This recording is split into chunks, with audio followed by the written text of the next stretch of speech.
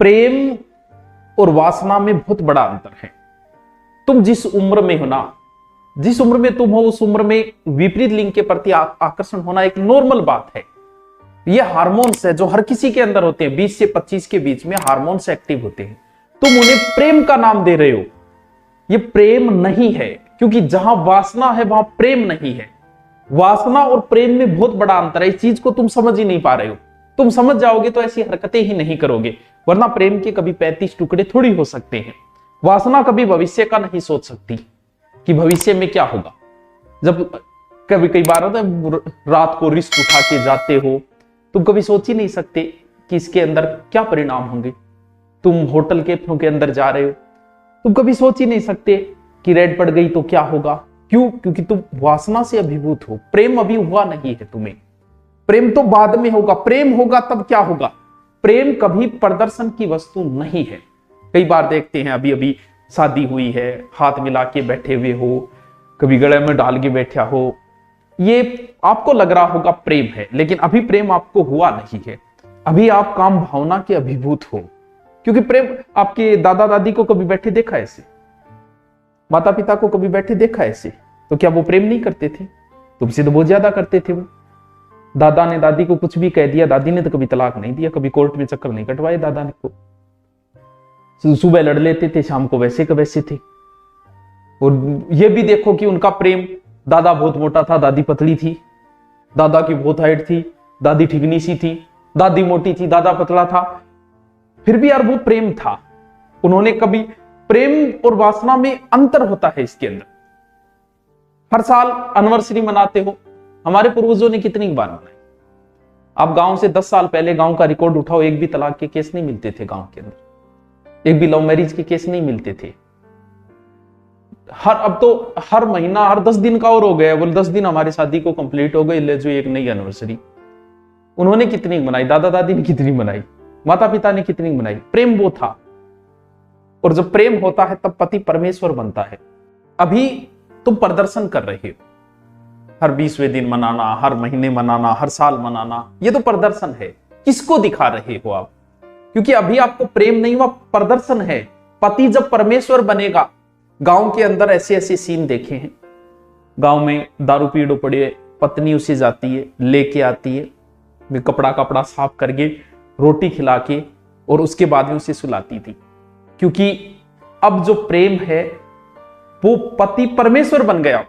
और जब पति परमेश्वर बन जाए तब कोई फर्क नहीं पड़ता कि वो कैसा है। इस बात से कोई 10-10 साल विदेश रहते थे, रहते थे, फिर भी पत्नी छोड़ के नहीं जाती थी। क्यों? क्योंकि अब पति परमेश्वर बन चुका है। और जब परमेश्वर बन जाएगा, क्योंकि वासना जब समाप्त होगी तो पति परमेश्वर बनेगा, तब उनसे प्रेम जो होगा, फिर कोई फर्क नहीं पड़ता कि वो 2 साल बाहर है, पत्नी यहां बैठी है, पति कहीं बैठा है, कोई जरूरी नहीं उनको हाथ डाल के बैठे हुए, क्योंकि जरूरी नहीं प्रदर्शन कहां करना है, वो परमेश्वर बन चुका है। और जब पति परमेश्वर बनेगा ना, उसके बाद में पति भले कैसा हो, आपको कभी तलाक के मुकदमे सुनाई नहीं देंगे, भले कैसी ही परिस्थिति आ जाए उसके साथ। हम तो सिर्फ प्रदर्शन कर रहे हैं, दिखावा कर रहे हैं, हम लोग प्रेम नहीं कर रहे। प्रेम तो शादी के 2 या 3 साल बाद प्रारंभ होता है। उससे पहले तो हम लोग अभिभूत, वासना के अभिभूत है, वो समाप्त होने के बाद में। और आप देख लो, जितने भी लव मैरिज हुई है वो अंडर 2 साल के अंदर अंदर टूट जाती है। क्योंकि 6 महीने बाद आदमी शांत, और उसके बाद में शुरू होता है लड़ाई झगड़ा, क्योंकि प्रेम तो था ही नहीं। आपको रिलेशन को 5-7 साल हो गई, और अब बहुत बार आपने मुलाकातें भी की है, आप इन चीजों से बहुत ऊपर उठ चुके हो। अब प्रेम हुआ कि नहीं? जब आप जबरदस्ती, नहीं आज ही मिलना है, मैं आपके लिए आया हूं, कितनी रिस्क ले, अब आप जबरदस्ती कर रहे हो, हर परिस्थिति में मिलना ही चाहते हो, तो प्रेम नहीं है, वासना है। इस चीज को तुम नहीं समझ पा रहे हो। क्योंकि अगर प्रेम होता तो कोई बात नहीं, कल मिल लेंगे, फिर देख लेंगे, मिलने की कहां जरूरत है, देख लेंगे, वो प्रेम है। वो अगर हो गया, 5-7 साल रिलेशन को हो गए, तब सोचो कि करना है कि नहीं करना। फिर भी इजाजत होनी चाहिए कि बड़े बुजुर्गों का आशीर्वाद होना अति आवश्यक है। अगर उनका आशीर्वाद नहीं है तो तुम जिंदगी के किसी मोड़ पे सक्सेस नहीं हो सकते, ना शादी में हो सकते हो, ना कहीं और सक्सेस हो सकते हो। अभी आपके हुआ क्या कि आप वासना से अभिभूत हो गए, आपको लगा कि आपको प्रेम हो गया।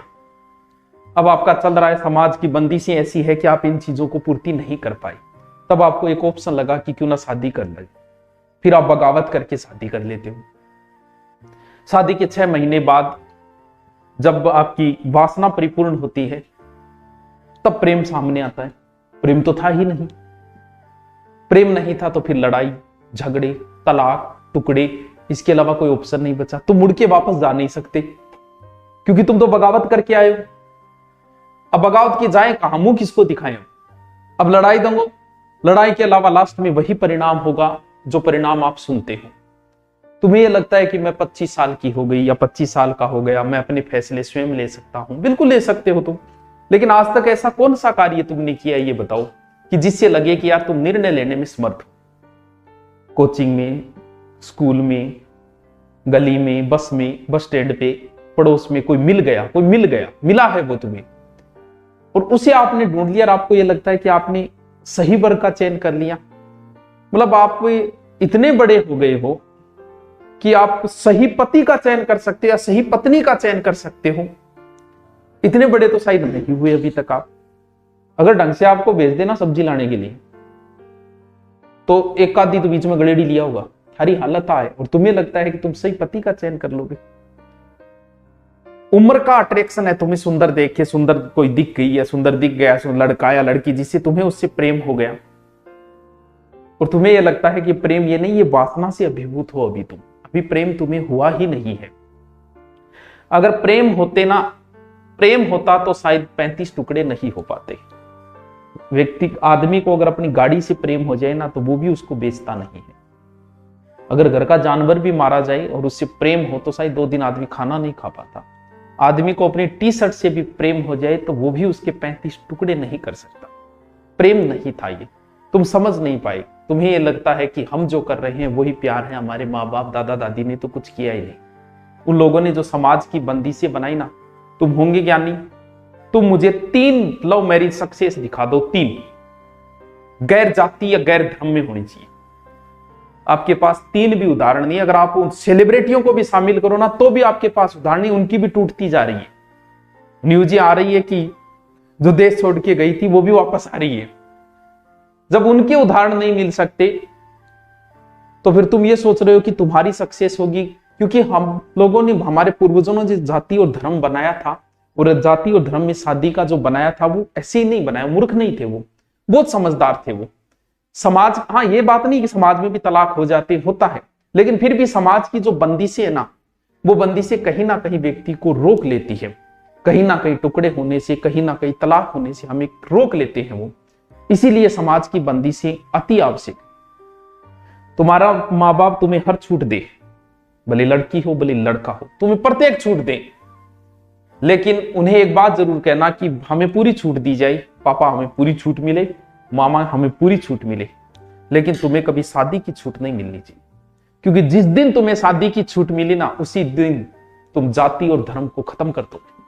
तुम्हें सारी छूट मिले, माँ बाप को यही कहना कि आप जहां चाहोगे हम वही शादी करेंगे, बाकी हमें पूरी छूट दे, हम पढ़ाई लिखाई सब कुछ मौज मस्ती का हमें टाइम दो, पढ़ाई का भी समय दो, शादी वही करेंगे जहां तुम चाहोगे। क्योंकि ये निर्णय अगर तुम्हारे ऊपर छोड़ दिया गया ना तो तुम जाति धर्म को खत्म कर दोगे। कई जगह जाति जरूरी भी है, हाँ जातिवाद खत्म होना जरूरी है, लेकिन जाति के अंदर विवाह है, ये चीजें बहुत जरूरी है, वरना इसके बड़े ही दुष्परिणाम सामने आएंगे।